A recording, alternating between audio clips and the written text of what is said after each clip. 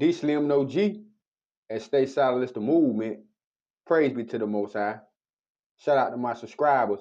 And if you ain't a subscriber, hit that bell. It's free. Yeah, man, we back with another one. But today, we're going to be talking about Pastor Rickey Floyd. And unfortunately, Pastor Rickey Floyd was he had an unfortunate incident. He was allegedly murdered.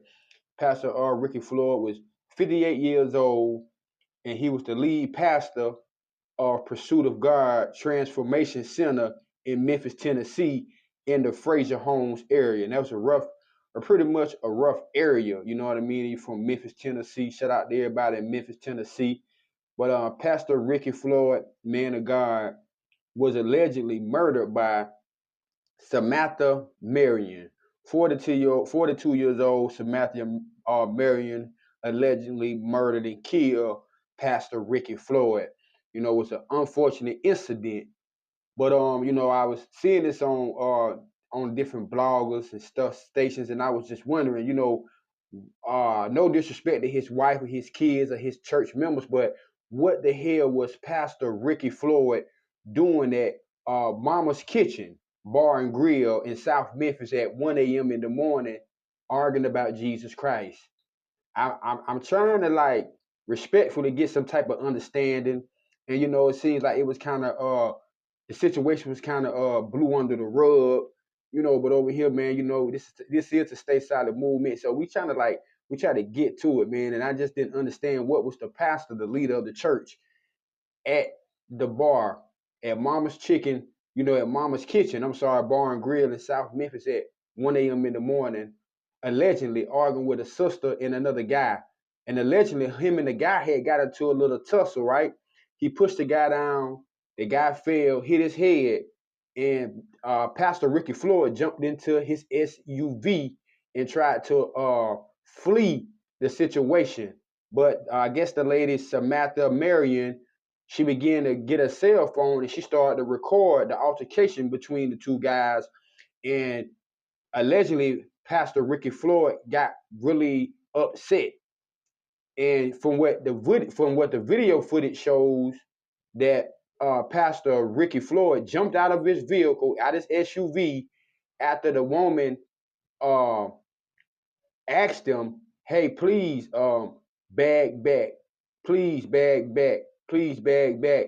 And Pastor Rickey Floyd, he didn't take any heed, he didn't take any warning, and he proceeded to come at this lady. Pastor Rickey Floyd seemed like he was a little bit kind of maybe could have been intoxicated in the video. He seemed like he was a kind of a little liberated, like he was kind of off his square. It just didn't make sense to me that he knows that the devil is the author of confusion. So why was he arguing about Jesus Christ at a bar at 1 a.m. in the morning? Like, why was he having a religious debate at 1 a.m. in the morning over alcohol? Seems to me that it was kind of like he was in the wrong place at the wrong time, man. It's like nobody's speaking out on it. Like, and for us, the sister, she had a high bond. Her bond was pretty high. Then they were saying they seen people do worse crimes than her and have a lesser bond than her. So I don't get that part. I ain't understand that, man. So y'all gotta help me out on that one. But yeah, man, he was charging the lady, and the lady told him to back up. She gave him 3 warnings. From what I heard on the video, it was 3 warnings. He didn't back up, and she tried to defend herself. So my thing is, was it just he let the enemy trick him up, wrong place, wrong time, and what was he gonna do to the sister when he jumped out the truck?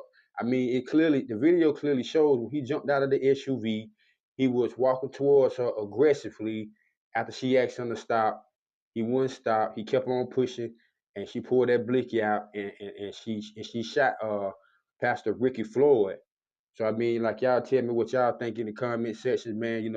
Was she wrong? Was he wrong for letting the enemy use him for being in the wrong place at the wrong time? We you know what I'm saying? We just trying to get the facts out here. You know what I mean? Like, but R.I.P. to Pastor Rickey Floyd, man, and like I said, his congregation. We seen them bury him, had a nice ceremony and all this, but I just wonder, like, what was he doing at the bar at 1 o'clock in the morning, and why did he jump out the SUV and then stop after the sister told him, "Hey, back up"? Like, what was he thinking? What was he gonna do? I mean, he a preacher. He teach people, so he should already know that the enemy comes to kill, steal, and destroy, and that he was clearly operating in the flesh, and he wasn't gonna win.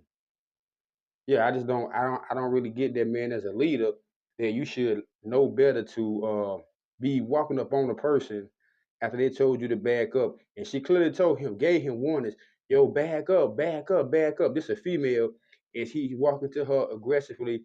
And even though they buried him, nobody paid that any attention that this same sister, she's a victim too, because she's incarcerated. She got a family, and she got to figure her situation out.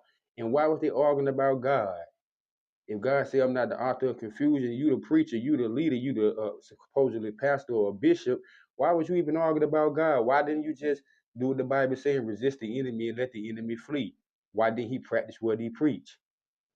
But that's all I got on this one, man. Until the next time, knowledge is power. Stay solid, it's the movement. Y'all stay solid, stay blessed. Peace and shalom. We out.